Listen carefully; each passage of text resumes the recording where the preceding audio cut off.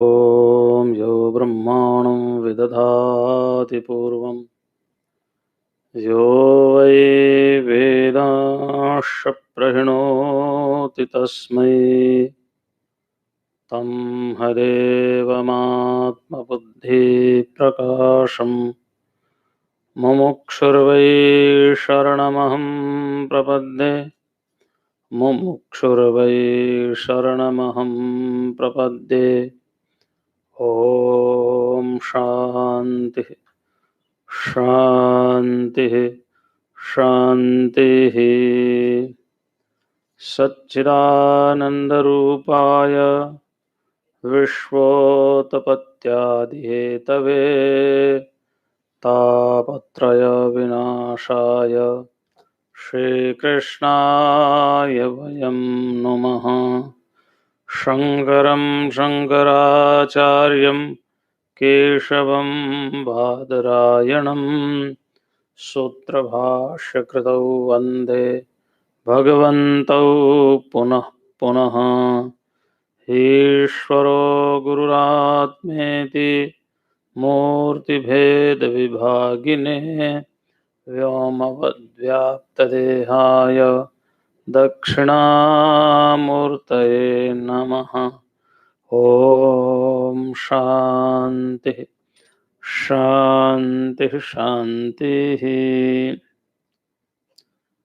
भगवान श्री कृष्ण ने अर्जुन को शोक निवृत्त करने के लिए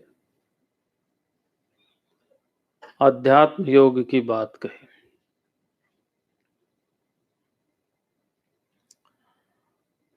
अध्यात्म ज्ञान का सांख्य का उपदेश दिया।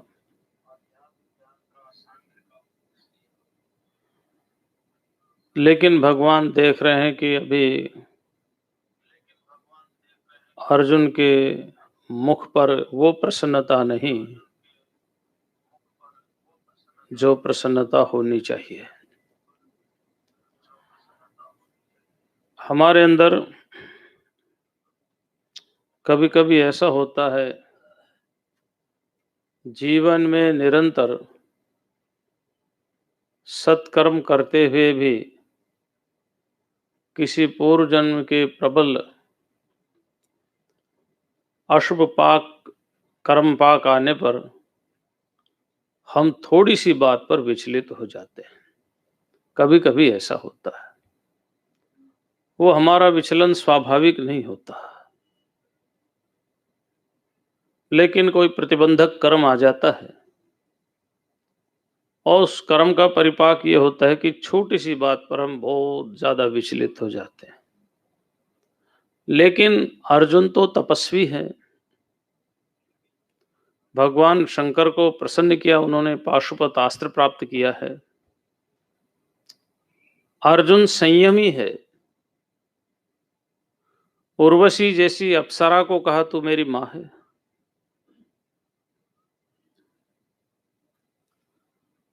अर्जुन की प्रतिज्ञा है, न दैन्यम न च पलायनम। जीवन में दीन भाव लाना नहीं और युद्ध में पलायन करना नहीं। ये अर्जुन का स्वभाव है। अब युद्ध के सामने खड़ा है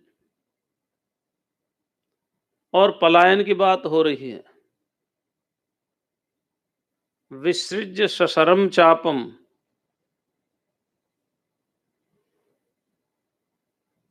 धनुष को रख दिया,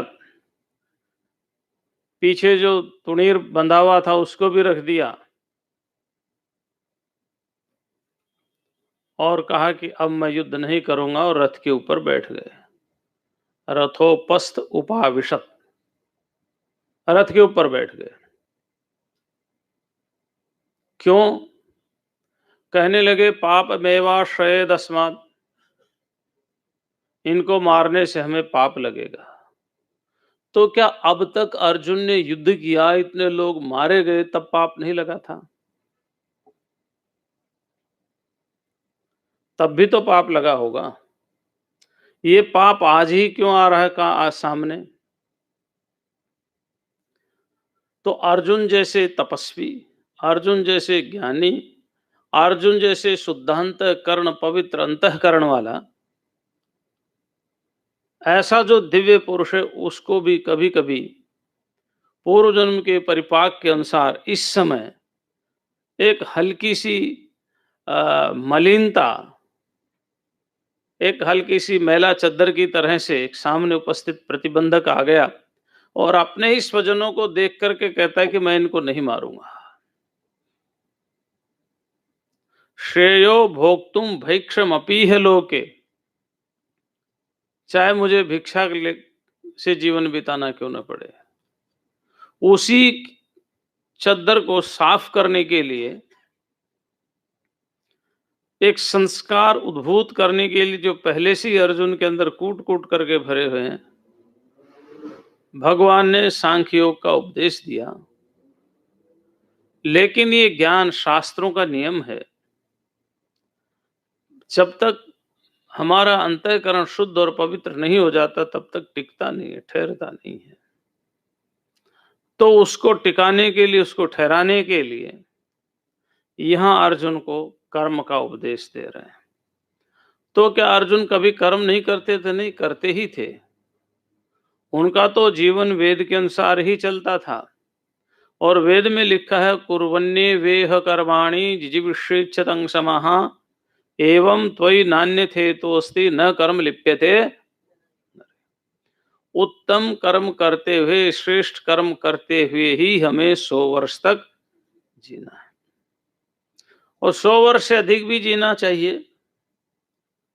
त्रयायुषम जमदग्ने कश्यपस्य त्रयायुषम यन्नो देवेषु त्रयायुषम तन्नो अस्तु त्रयायुषम। हमें 100 से भी 3 गुनी आयु जीना चाहिए, ऐसी कल्पना करनी चाहिए।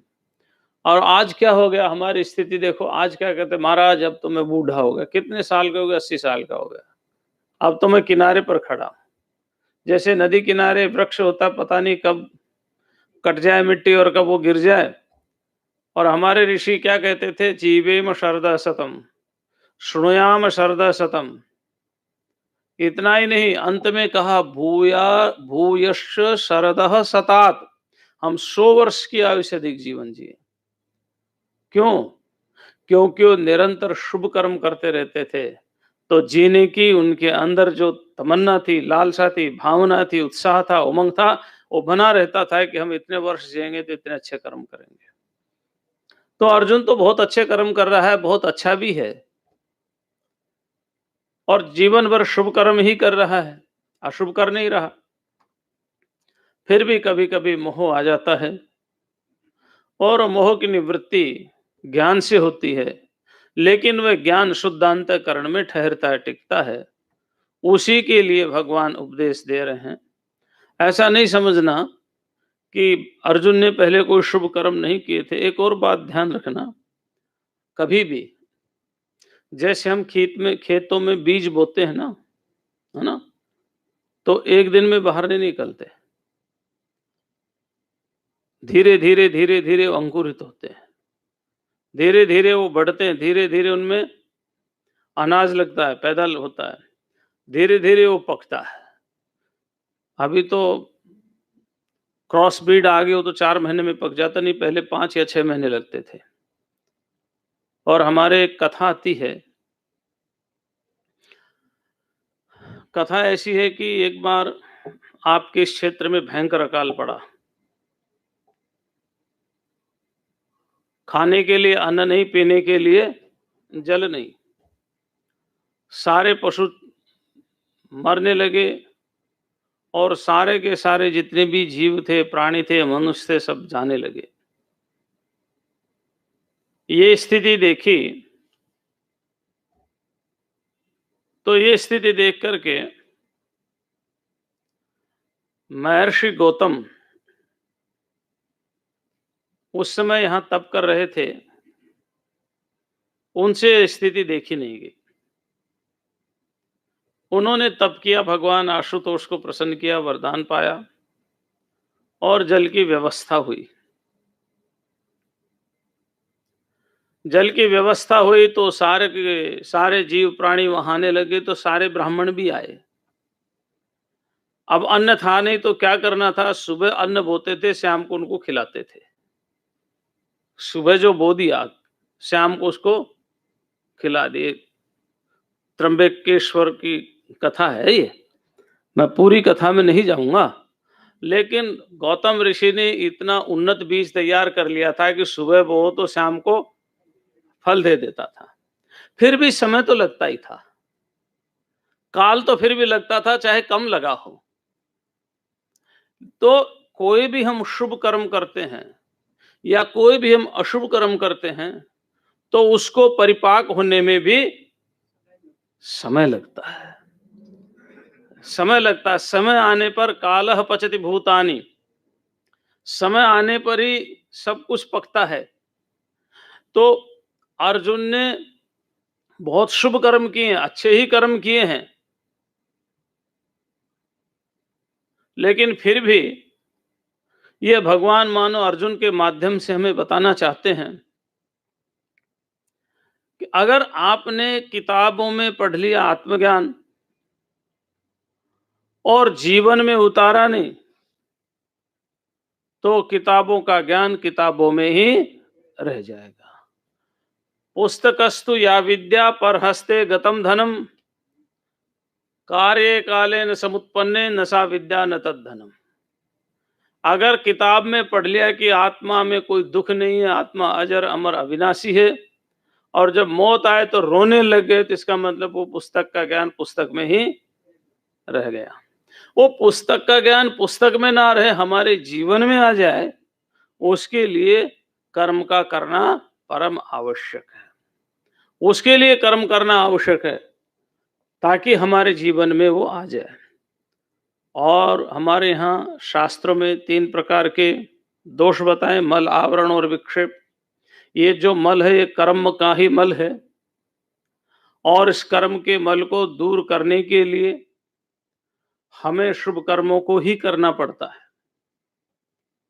तो इसलिए उपदेश दिया, स्वधर्ममपि चावेक्ष न विकम्पितुमर्हसि, धर्माद्धि युद्धात् श्रेयो अन्यक्षत्रियस्य न विद्यते। अभी देखिए, यहां धर्म शब्द का प्रयोग किया, स्वधर्मम अपि चावेक्ष, स्वधर्मम अपि च अवेक्ष, अपने धर्म को देख करके भी। तो अर्जुन का धर्म हिंदू है, मुसलमान है, सिख है, ईसाई, क्या है?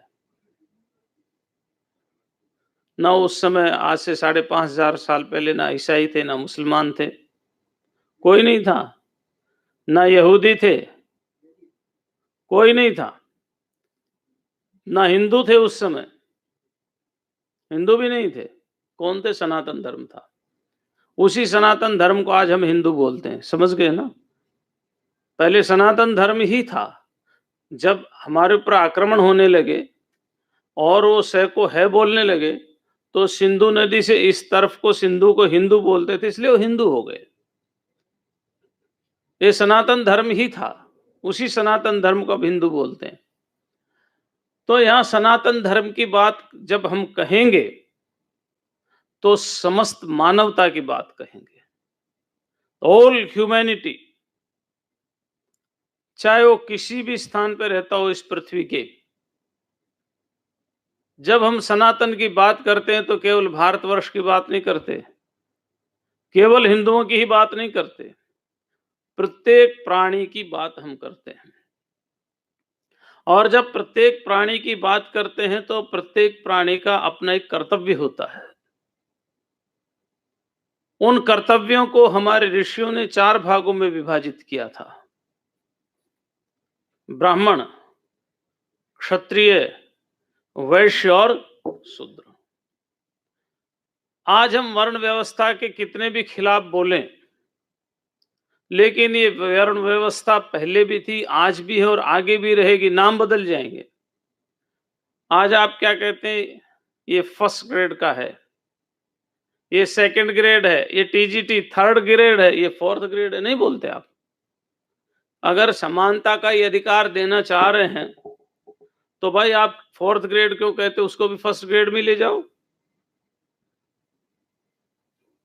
जहां एक आईएएस ऑफिसर की आवश्यकता है, वहां उस ऑफिस में काम करने के लिए पीएन की भी आवश्यकता है। समझ रहे हैं ना? हाँ। जहां पर एक प्रोफेसर की आवश्यकता है, उस प्रोफेसर के लिए कुक की भी एक आवश्यकता होती है। तो नाम बदल सकते हैं, लेकिन व्यवस्था को आप परिवर्तन नहीं कर सकते। हमारे ऋषियों की देन है। आप उसका नाम बदल सकते हैं। पहले परंपरागत क्षत्रिय होते थे, आज उसको आर्मी बोलते हैं। पहले ब्राह्मण होते थे, आज उसको प्रोफेसर बोलते हैं। पहले वैश्य होते थे, आज उसको बिजनेसमैन बोलते हैं। पहले शूद्र होते थे, आज उसको फोर्थ ग्रेड बोलते हैं। बोलने का ही फर्क, और कुछ फर्क नहीं है, केवल बोलने का फर्क है। तो हमारे ऋषियों ने इस समाज को सुंदर बनाने के लिए, इस समाज की सुंदर संरचना के लिए जो वर्ण व्यवस्था की थी, वह वर्ण व्यवस्था कर्म के आधार पर ही थी। कर्म के आधार पर थी, और प्रत्येक वर्ण का अपना धर्म होता था, स्वधर्म होता था, जिसमें ब्राह्मण का धर्म होता था यज्ञ करना, कराना, अध्ययन करना, कराना, दान लेना और दान देना। ये 6 कर्म मुख्य रूप से ब्राह्मण के होते थे। क्षत्रिय के होते थे यज्ञ कराना, करना यज्ञ, दान देना, पढ़ना, और अन्याय से समाज की रक्षा करना। क्षतत्रात क्षत्रिय। क्षत माने जो समाज जिसके कारण से क्षरण हो रहा है। जैसे आज हमारा समाज क्षरण हो रहा है, कहीं पर बम ब्लास्ट होता है, कहीं पर लूटिंग मर्डरिंग होती है, कहीं पर कुछ हो रहा है, कहीं पर कुछ हो रहा, मानो न्याय है ही नहीं, ऐसा लग रहा है। घर में आदमी आकर के मार जाते हैं, चौराहे पर मार देते हैं। तो ये जो अन्याय की स्थिति इस समय हो रही है, इससे जो रक्षा करता था उसको क्षत्रिय कहते थे। जो अभाव की पूर्ति करता था उसको वैश्य कहते थे। जो ना पढ़ सकता था, ना किसी की रक्षा कर सकता था, ना अभाव की पूर्ति कर सकता था, वो इनकी सेवा करता था। जैसे आज जो युद्ध के मैदान में भारत पाकिस्तान की लड़ाई हो जाए और लड़ने के लिए सैनिक चले जाएं, तो उनका भोजन बनाने वाला चाहिए या नहीं चाहिए? उनके पास सामग्री पहुंचाने वाला चाहिए या नहीं चाहिए? उनके पास एमिनेशन पहुंचाने वाला कोई चाहिए या नहीं चाहिए? बस इसी का नाम शूद्र था, और कुछ नहीं था। तो जो इन तीनों में से कोई काम नहीं कर सकता था, उसको शूद्र बोलते थे। शुचाद्रावती। तो अब इसमें शास्त्रों में सबका धर्म निश्चय कर दिया। ब्राह्मण का अपना धर्म है, क्षत्रिय का अपना धर्म है, वैश्य का अपना धर्म है, और शूद्र का अपना धर्म है। जो युद्ध कर नहीं सकता वो युद्ध के मैदान में जाएगा तो क्या हाल होगा? इसलिए सबके धर्म निर्धारित कर दिए। अज्ञान की निवृत्ति ब्राह्मण, भय की निवृत्ति क्षत्रिय, अभाव की निवृत्ति वैश्य, और जो इनमें कुछ नहीं कर सकता था वो इनकी सेवा करो। पहले भी था, आज भी है, और ये व्यवस्था आगे भी रहने वाली है। कोई मेट नहीं सकता, कोई समाप्त नहीं है। हमारे ऋषियों का चिंतन है।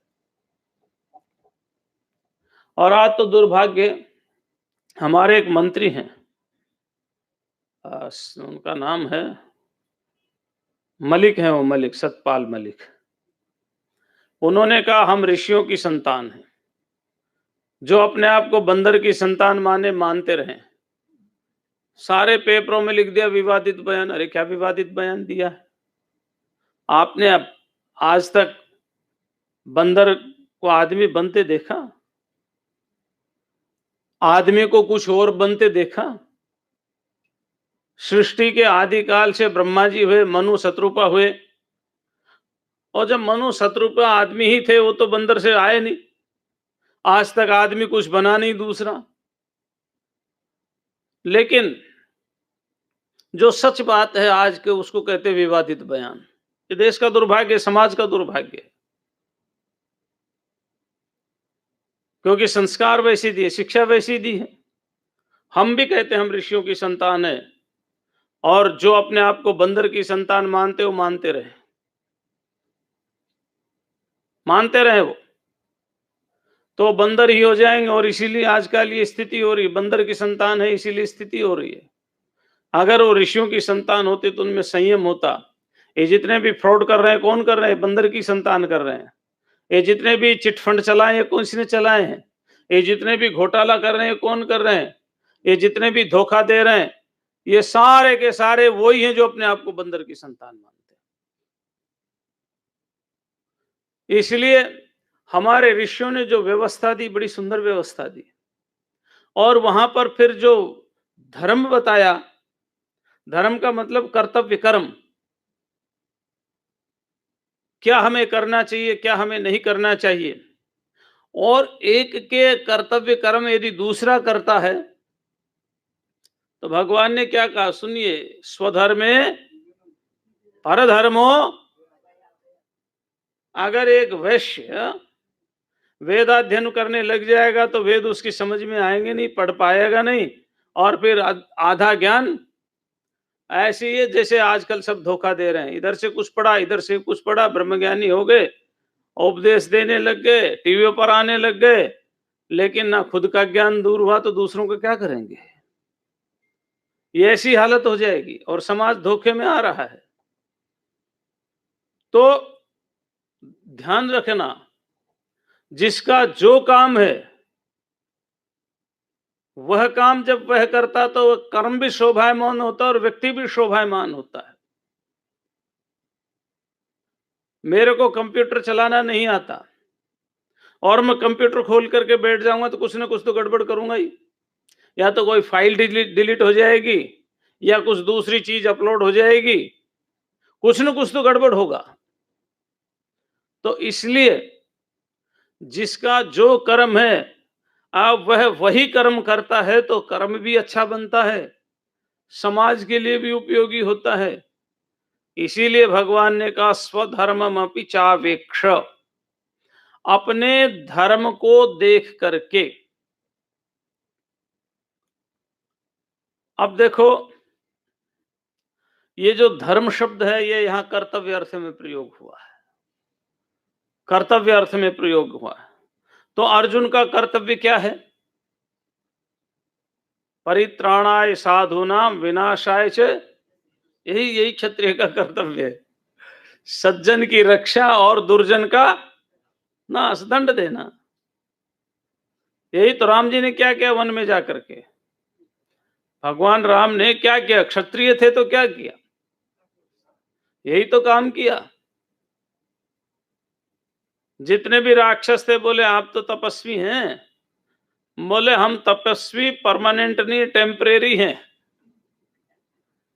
हमने तो अपने पिता की आज्ञा का पालन करके वन में आए, लेकिन हम हैं क्षत्रिय, इसलिए तुम अन्याय करोगे तो तुम्हें दंड देंगे, ये हमारा कर्तव्य है।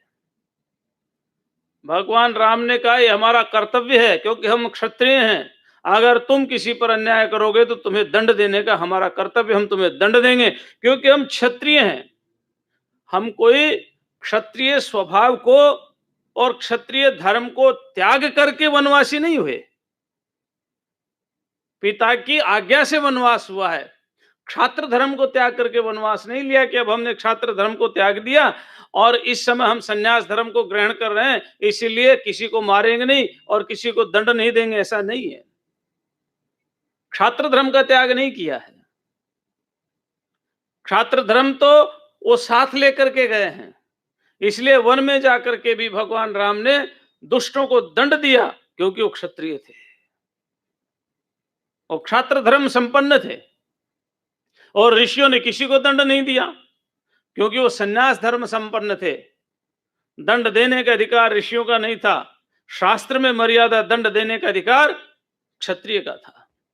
क्या विश्वामित्र इतने अस्त्र और शस्त्र जानते थे, जिन्होंने भगवान राम को बला और अतिबला विद्या सिखाई? बला और अतिबला ले जाते समय अयोध्या से जब ले गए थे तो रास्ते में उनको बला और अतिबला विद्या सिखाई, जिससे न तो कभी तुणीर में तीर कम होते थे और न वो लक्ष्य भेदे बिना व्यर्थ जाते थे, और लक्ष्य भेद करके वापस भी आ जाते थे, और बहुत सूक्ष्म सूक्ष्म विद्याएं उनको सिखाई। क्या वो विश्वामित्र जो पहले क्षत्रिय थे, बाद में क्षात्र धर्म त्याग करके तपस्वी हो गए, एक नारी को नहीं मार सकते थे? मारीच और सुभाव को नहीं मार सकते थे? जिन विश्वामित्र ने अस्त्र और शस्त्र विद्या भगवान राम को दी, वो तो अस्त्र और शस्त्र विद्या उनके पास भी थी, और वो सारी अस्त्र और शस्त्र विद्या मंत्रात्मक ही तो थी। तो ताड़का को नहीं मार सकते थे, मारिच को नहीं मार सकते थे, सुभाव को नहीं मार सकते थे? नहीं मारा। क्यों? क्योंकि वो छात्र धर्म का त्याग करके और फिर वो सन्यासी हुए थे। और भगवान राम वन में गए, छात्र धर्म का त्याग करके नहीं गए थे, पिता की आज्ञा का कारण वो वन में गए थे। ये फर्क देखना, ध्यान रखना। तो इसलिए जिस समय ताड़का आई, विश्वामित्र ने कहा इसका वध करो। भगवान राम ने कहा ये नारी है, मैं नारी को नहीं मारूंगा। विश्वामित्र ने कहा नहीं, ये वेद का आदेश है, शास्त्र का आदेश है। आतताई, जिसको हम टेररिस्ट बोलते हैं आज की भाषा में, आतताई कोई भी हो वो वधार्य है, उसको मार देना चाहिए।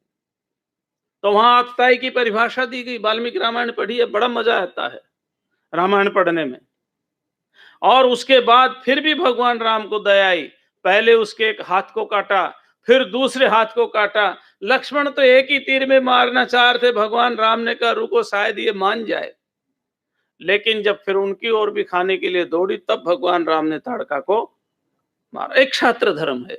विश्वामित्र क्षत्रिय थे, क्षात्र धर्म को त्याग दिया, उन्होंने दंड नहीं दिया, क्योंकि उस समय ये धर्म विश्वामित्र का नहीं था। समझ रहे हैं ना आप? तो ये जो धर्म है, इसकी ये बड़ा विस्तार लेकर के हमारी संस्कृति में जो धर्म शब्द है, बहुत विस्तार। आप अगस्त्य ऋषि को कितना मानते हैं? आप अगस्त्य ऋषि को? अगस्त्य ऋषि पूरे समुद्र को ही पी गए। और इतना भी नहीं, वातापी भक्षितो येन आतापी च भक्षितः, जिसने वातापी और आतापी दोनों को ही खा लिया। कथा मालूम है या नहीं मालूम आपको? चलो लंबा हो जाएगा, फिर कभी सुनाएंगे। दो राक्षस थे, दोनों ने एक विद्या सीख रखी थी, और ऋषियों को कैसे मारते थे। एक राक्षस उनके भोजन के रूप में हो जाता था, और जब ऋषि को खा लेते थे भोजन, तो दूसरा उसको पुकारता था, पेड़ फाड़ कर निकल आते थे। उन्होंने सोचा ये तो गड़बड़ हो गया, और अगस्त्य ऋषि ने दोनों को खा लिया। अब बुलाते रहो, क्या पेट फाड़ेगा। उन्होंने उनको हजम कर दिया। खैर ये वातापी आतापी तो काम क्रोध के रूप में है, उनकी हम बाद में बात करेंगे, क्योंकि कोई ऋषि मांस भक्षण नहीं करते थे, ध्यान रखना। नर भक्षण की तो बात ही छोड़ो, ये कथाओं का रूपक है जो दूसरे रूप में है। पर मैं अगस्त्य ऋषि की बात करता हूं। अगस्त्य ऋषि ने जितने भी दिव्य और अस्त्र शस्त्र थे, वो अगस्त्य ऋषि ने भगवान राम को दिए। अत्रि ऋषि ने और मां अनुसुईया ने सीता को एक ऐसा वस्त्र दिया जो न फटता था, न पुराना होता था, न मैला होता था, न उसको बदलने की जरूरत थी। क्या तप रहा होगा उनका। और उस समय चित्रकूट में रावण वहां तक पहुंच चुका था, राक्षस वहां तक जा चुके थे। तो जब राम वहां रहने लगे, तो एक दिन राम जी ने अत्रि ऋषि से पूछा, ये सब रामायण में लिखा है, मैं अपनी तरफ से नहीं कह रहा, कि क्या कारण है कि यहां ऋषि मुनि कम आने लग गए, पहले तो बहुत थे। तो अत्रि ऋषि ने कहा कि ये इसलिए कम आने लग गए आपके कारण। उन्होंने कहा मेरे कारण क्यों? उन्होंने कहा यहां राम के गुप्तचर हैं, वो रावण के, और रावण के गुप्तचर हैं, उन्होंने देख लिया है कि आप यहां पर हैं और अब ये आपके कारण यहां ज्यादा उपद्रव करेंगे। वो राक्षस ज्यादा उपद्रव करेंगे तो आपको कोई परेशानी ना हो, इसलिए ऋषियों ने आना बंद कर दिया। तो भगवान राम ने कहा अगर ऐसी बात है तो मैं यहां से जाता हूं और मैं प्रतिज्ञा करता हूं कि मैं आज से ही यहीं से ही राक्षसों का वध करना शुरू कर दूंगा। मुझे आप रास्ता बताइए, मुझे जाना किधर से है। तो उसके बाद विश्वामित्र ऋषि ने राम जी को उसने अत्रि ऋषि ने अत्रि ऋषि ने उनको रास्ता बताया और वहीं से ही भगवान राम ने क्षात्र धर्म को सार्थक करना शुरू कर दिया, वहीं से ही। तो ये क्षत्र धर्म का स्वभाव है। तो क्या अत्रि ऋषि अपने मंत्र बल के आधार पर उन राक्षसों का संहार नहीं कर सकते थे? जो अगस्त ऋषि जब भगवान राम वन में जा गए, भटक रहे थे, सीता की खोज कर रहे थे, तो उन्होंने देखा अगस्त ऋषि का आश्रम है। सारे ऋषि भगवान राम के पास जाते थे, लेकिन अगस्त ऋषि के पास जाकर के, अब देखिए कितना अगस्त ऋषि का महत्व होगा। अगस्त ऋषि के पास जाकर के कहा मैं भगवान अगस्त का दर्शन करना चाहता हूं। लक्ष्मण, मैं यहां द्वार पर खड़ा हूं और तुम जाकर के निवेदन करो कि दशरथ पुत्र राम आपके दर्शन करना चाहते हैं। विचार करो कितने महान ऋषि रहे होंगे वो, और विचार कर सकता कोई? लक्ष्मण प्रवेश करते हैं आश्रम के अंदर, पहले उनके बटुक से मिलते हैं, क्रम से मिलते मिलते वो जैसी व्यवस्था है वो अगस्त ऋषि के पास पहुंचते हैं और अपना निवेदन करते हैं कि श्री राम आपसे मिलना चाहते हैं। अगस्त ने कहा कहां हैं? उन्होंने कहा बाहर हैं। अगस्त को मालूम था, इसलिए वो कहने लगे उनको तुरंत लेकर के और स्वयं चले आए द्वार तक। ऐसे अगस्त ऋषि के पास क्या अस्त्र शस्त्रों की कमी थी? क्या मंत्रों की कमी थी?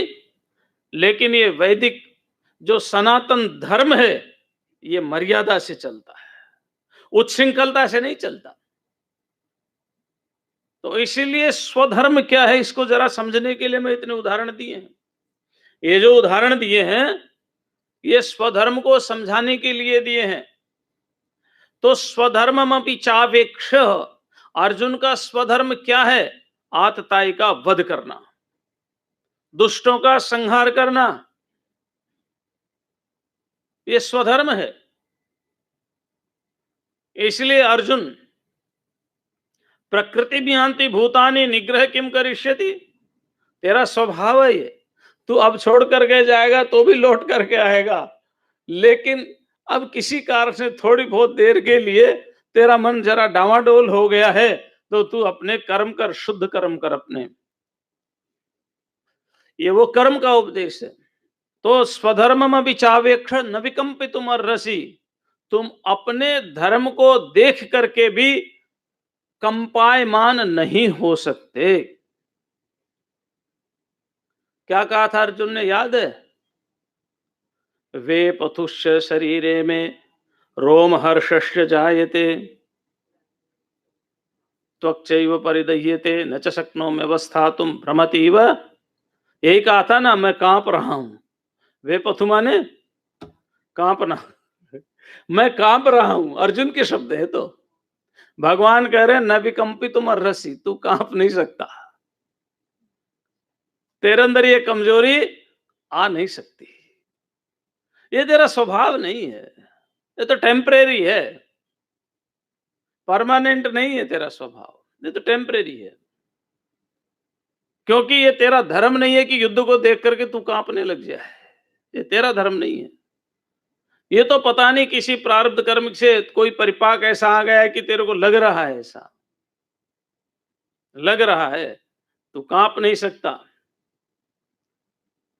तो न विकंपितुम अर्हसि, अपने धर्म को देख करके भी तेरे अंदर कोई कंपन अर्थात कमजोरी नहीं आ सकती। अच्छा देखिए, अब यहां पर देखिए क्या अर्जुन कमजोर था?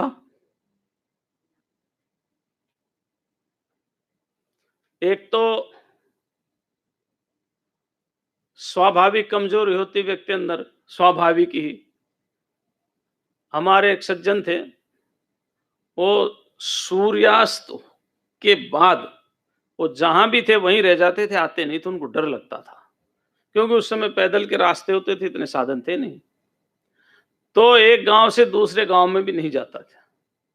वो उनका सहज भय था, स्वाभाविक भय था, किसी किसी के अंदर होता है। और कोई अभय विचरण करता है, लेकिन अचानक ऐसी परिस्थिति आ जाती है, उसको लगता है कि सामने चाहे भले ही वो छोटे छोटे पेड़ खड़े हों, जिसको हम झाड़ बोलते हैं, गाछ बोलते हैं, जो भी बोलते हैं जहां जिस भाषा में, लेकिन वो लग ऐसे रहे कि जैसे आदमी खड़े हैं और लठात में ले रखा है और लूटने के लिए खड़े हैं। समझ गए ना? चंद्रमा चंद्रमा की चांदनी में ऐसा लग रहा हो, तो हो सकता है उस समय उसको डर लग जाए, हो सकता है, मे बी पॉसिबल। लेकिन ये उसका डर सहज नहीं है, स्वाभाविक नहीं है, टेम्परेरी है, ये टेम्परेरी है। तो एक तो व्यक्ति के अंदर जो कमजोर होता है, वीकनेस होती है, किसी किसी के अंदर स्वाभाविक ही वीकनेस होती है, लेकिन किसी किसी के अंदर किसी परिस्थिति जन्य भी कमजोरी आती है। तो परिस्थिति जन्य जो कमजोरी है, वीकनेस, वो तो दूर हो जाती है थोड़ा सा समझाने से। स्वाभाविक जो कमजोरी, उसको तो बहुत टाइम लगता है। तो अर्जुन के अंदर ये जो कंपन है, ये सहज नहीं है, ये स्वाभाविक नहीं है, ये तो केवल मैं और मेरा समझ लिया है। अहम एतेषाम मम एते, मैं इनका हूं, ये मेरे हैं। मैं अपने ही भाई बंधुओं को मार रहा हूं, अपने ही गुरुजनों को मार रहा हूं, अपने ही पितामह भीष्म, और भीष्म से भी एक और योद्धा थे, नाम मेरे ध्यान नहीं आ रहे, वो भीष्म से भी ज्यादा उम्र के थे। इन सबको मैं मार रहा हूं, इसलिए थोड़ा सा कंपन उनके अंदर आ गया। इसलिए कहा कि तुम अपने धर्म का त्याग नहीं कर सकते, क्योंकि कल्याण जो है स्वधर्म पालन में है। आपने स्वधर्म पालन की एक कथा सुनी होगी, कई बार यहां तो सत्संग होता, कथाएं होती रहती हैं। दृष्टांत बिना तो कोई सिद्धांत समझ ही नहीं सकता। महाभारत की कथा है। एक ऋषि थे, उनका नाम था जाजली, सुनी है ना? जाजली ऋषि तपस्या कर रहे थे, कई वर्षों तक तप किया। एक दिन वो स्नान करके, संध्या वंदन के लिए स्नान करके आ रहे थे,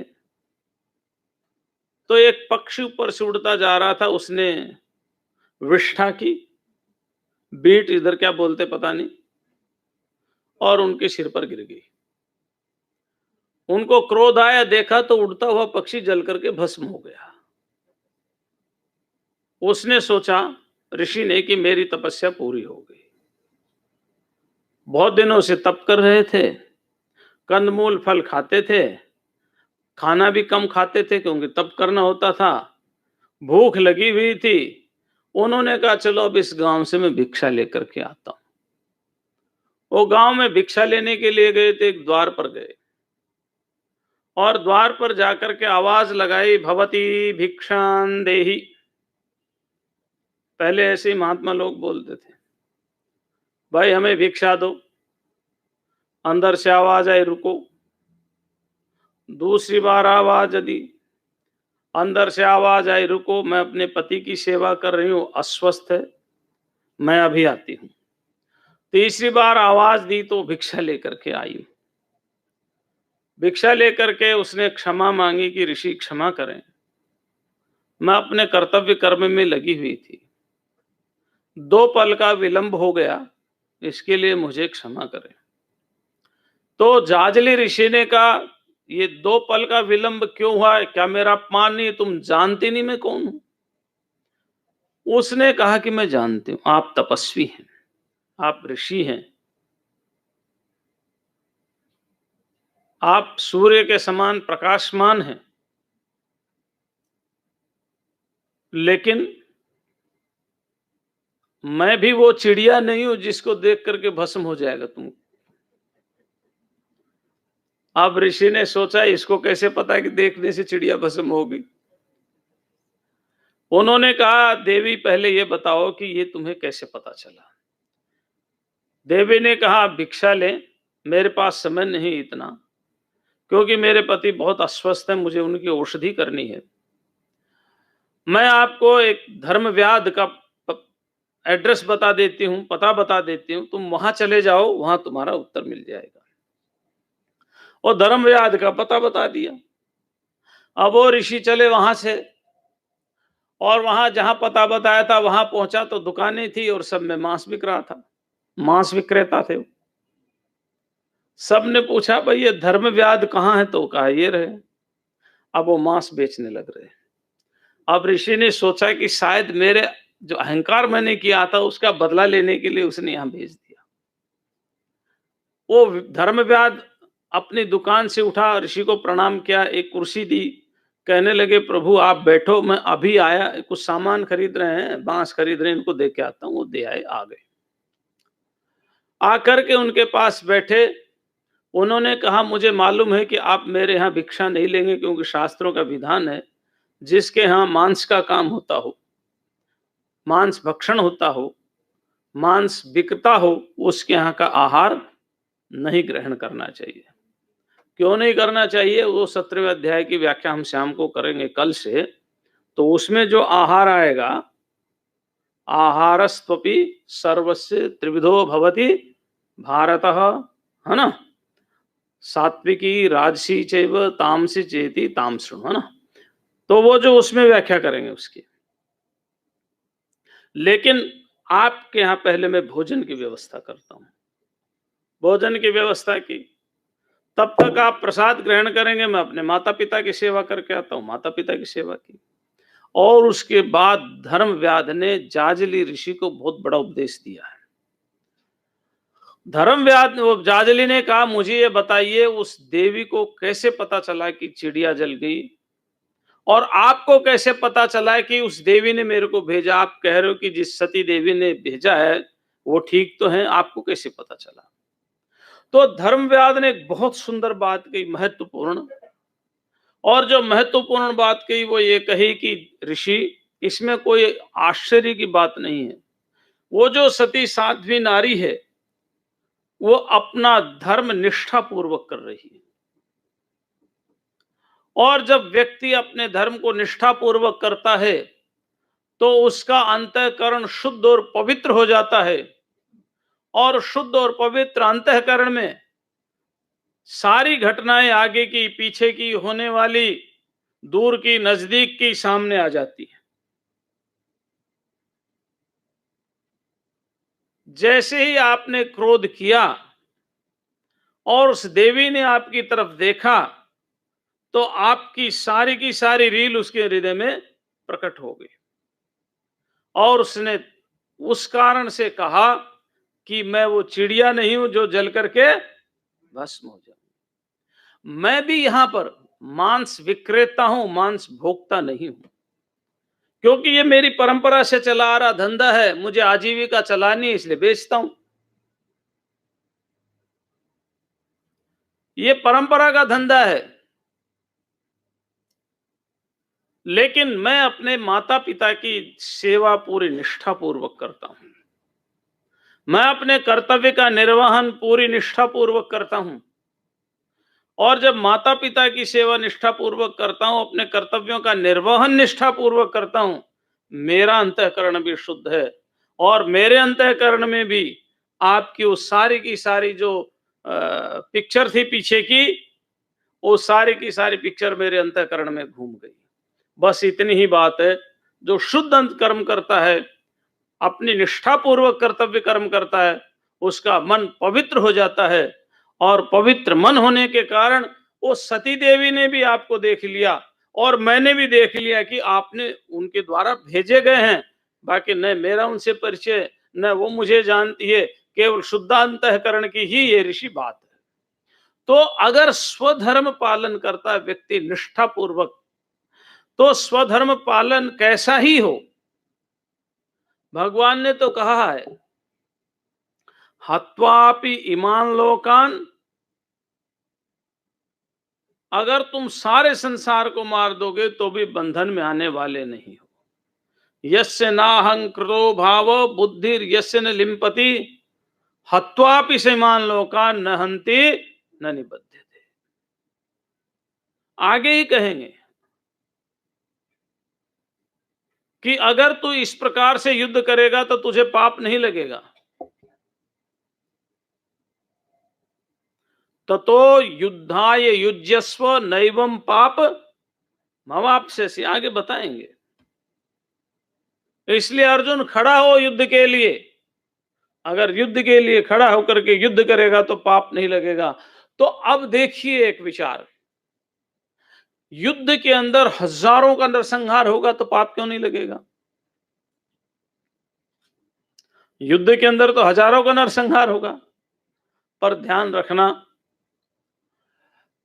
राजा मुचकुंद की भागवत में एक कथा आती है, मुचकुंद की, और मुचकुंद की कथा में भगवान कृष्ण का दर्शन होता है। वो कथा आप जानते इसलिए विस्तार से नहीं कह रहा। तो वहां पर मुचकुंद भगवान से पूछते हैं, उनको एक जन्म और लेने को कहा कि आप किसी किसी को तो तुरंत मुक्ति कर देते, हम एक और जन्म लेना पड़ रहा है, क्यों? तो भगवान कहते हैं, देखो तुम राजा थे और राजा के रहते हुए तुमने बहुत अच्छे काम किए, लेकिन कभी कभी कोई काम अहंकार में आकर के भी अच्छा किया तो बंधन का कारण हो गया, और अहंकार में आकर के बुरा किया तो भी बंधन का कारण हो।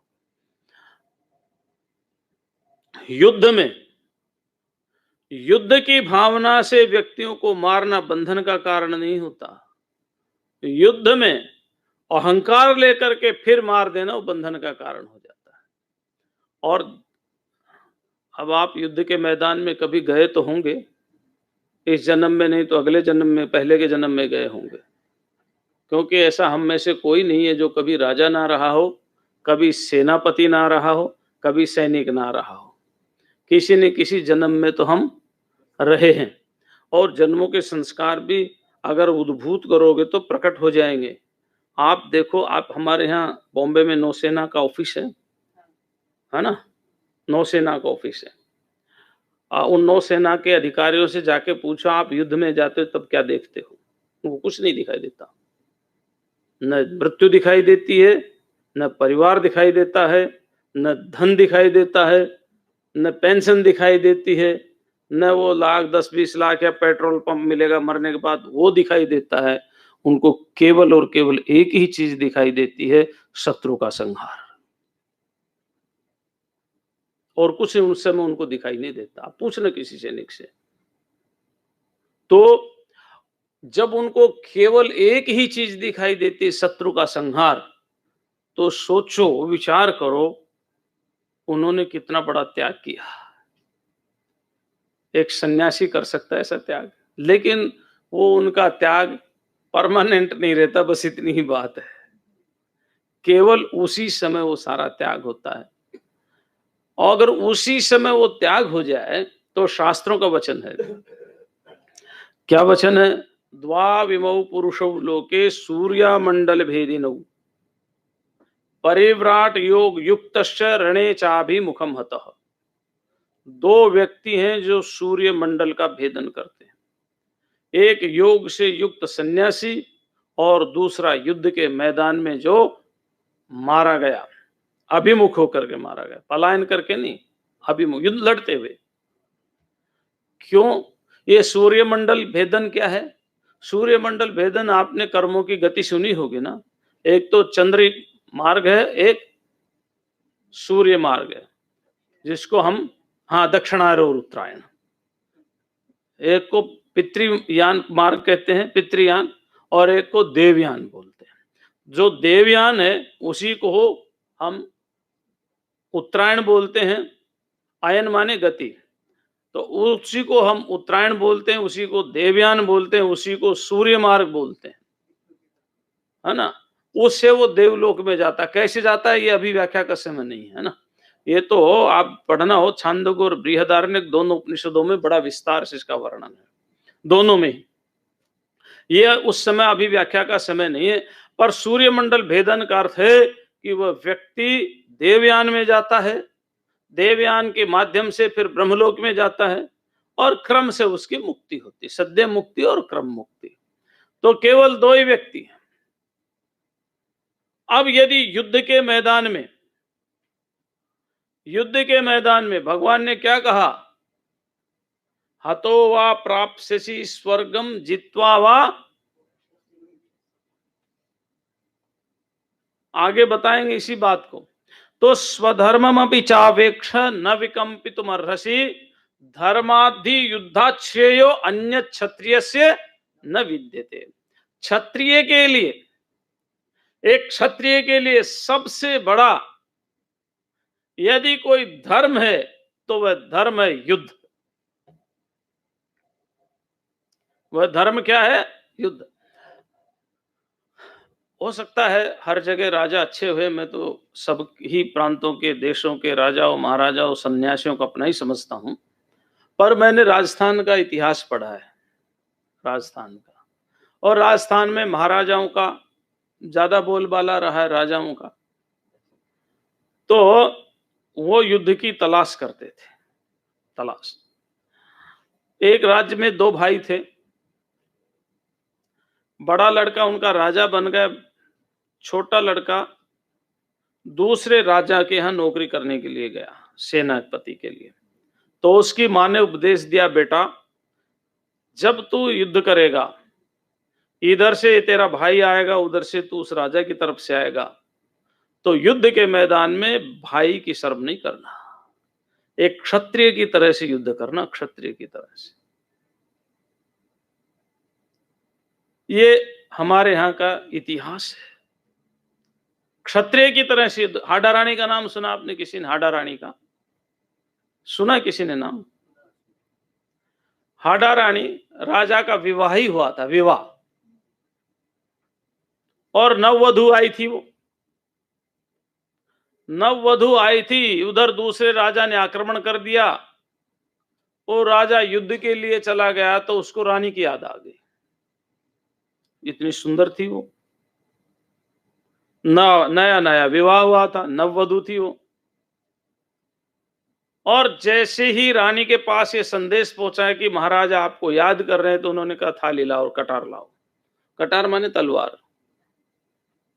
कहा ये क्षत्रिय का धर्म नहीं है कि युद्ध के मैदान में नारी को याद करे, ये क्षत्र धर्म नहीं है, और मेरा पति क्षात्र धर्म से विमुख हो जाए ये मुझे स्वीकार नहीं है। और एक थाली ली, एक कटार ली, अपनी गर्दन काट करके कहा जाओ राजा को दे देना। ये राजस्थान की कथाएं हैं। गर्दन काट करके थाली में रख के कहा, मैं ये गर्दन काट के थाली में रख रही हूं, राजा को दे देना, क्योंकि मुझे स्वीकार नहीं कि मेरा पति क्षात्र धर्म से विमुख हो जाए। एक क्षत्र धर्म युद्ध की तलाश करते महाराज क्षत्रिय, उनकी बाहों में खुजली चलती रहती है, कोई लड़ने को मिल जाए, कोई लड़ने को मिल जाए, ये खुजली चलती उनकी बाहों में। हमारे यहां एक राजा युद्ध के मैदान से भय खा करके लौट करके आ गया। अभी शत्रु सेना पड़ी हुई थी, तो उसकी पत्नी ने सोचा ये क्या क्या इसने काम किया, तो अच्छा काम नहीं किया, क्या करें। तो वो रसोई में गई, और जो हलवा बनाते हैं ना जिस कढ़ाई में, उसमें हलवा बनाया और चम्मच की आवाज करने लगी। चम्मच की आवाज खुद कर रही है, और अपनी सासू को बोली, माँ जी जरा आवाज कम करो, तुम्हारा लड़का फिर डर के कहीं दूसरी जगह ना भाग जाए, ये देखो लड़ाई से डर के यहां आ गया। उसके अंदर क्षात्र धर्म उदित हो गया, और वो फिर गया और युद्ध को जीत करके आया। ये क्षत्रियों का स्वभाव है। प्रत्येक प्रांत में, भारत के प्रत्येक कोने कोने में ऐसे राजा हुए हैं, ऐसा नहीं कि राजस्थान में हुए हों। लेकिन उनका इतिहास पढ़ो तो उन पर गौरव होता है, हमें वो इतिहास पढ़ाया नहीं जाता। तो धर्माद्धि युद्धाश्रेयो अन्य क्षत्रिय से न विद्यते। अरे क्षत्रिय के लिए तो सबसे बड़ा कल्याण युद्ध करना है। और कौन सा युद्ध? धर्म युद्ध। धर्म युद्ध का मतलब है स्वार्थ के लिए नहीं, समस्त प्राणी के कल्याण के लिए। तो धर्माद्धि युद्धाश्रेयो अन्य क्षत्रिय से न विद्यते, ये युद्ध धर्म से ओतप्रोत होना चाहिए। आज की व्याख्या इतनी, शेष चर्चा कल करेंगे। ओम शांति शांति शांति।